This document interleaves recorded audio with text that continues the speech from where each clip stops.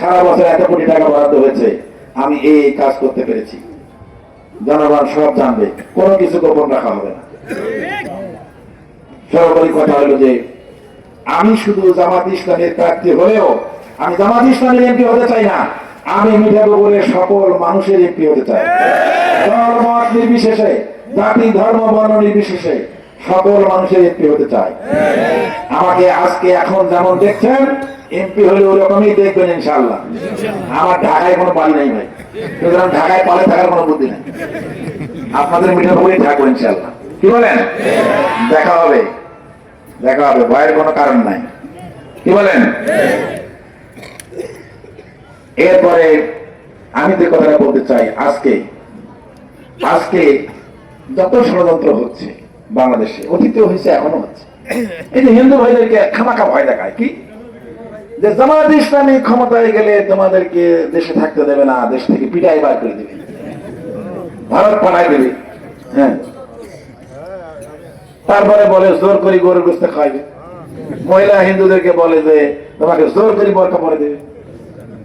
এক মহিলা সেদিন বলে ফেলছে, তাকে জিজ্ঞেস করছে সাংবাদিক যে আপনি তো হিন্দু, আপনি দাঁড়িপাল্লা কেন ভোট দেবেন?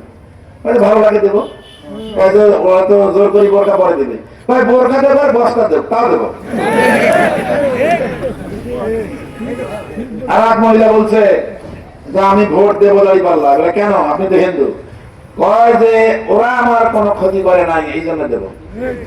তাহলে বোঝা গেল এর আগে অন্যরা ক্ষতি করছে, ঠিক না?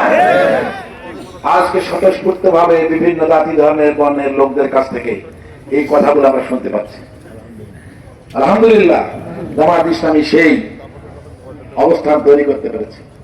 আমরাও গ্যারান্টি দিচ্ছি, শুনে রাখেন, এই মিঠাপুকুরে আমি যদি এমপি হই, মিঠাপুকুরে কোন হিন্দুর গায়ে আঁচড় লাগতে দেওয়া হবে না, কোন হিন্দুর বাড়িতে কেউ হামলা করে পার পাবে না। আমরা তাদেরকে নিরাপদে রাখবো, হিন্দু বৌদ্ধ খ্রিস্টান সাঁওতাল যাই হোক। এবং এটাও জানি রাখেন, গোটা বাংলাদেশে জামাত ইসলামী ক্ষমতায় আসলে হিন্দু মুসলমান, হিন্দু বৌদ্ধ খ্রিস্টান সাঁওতাল উপজাতি যা আছে তারা মায়ের কোলে থাকবে ইনশাআল্লাহ। এরপরে মহিলাদেরকে ভয় দেখায়, কি বলে যে জামাত ইসলামীকে ভোট দিলে তোমাদেরকে বাড়ি থেকে বাইরে হইতে দেবে না।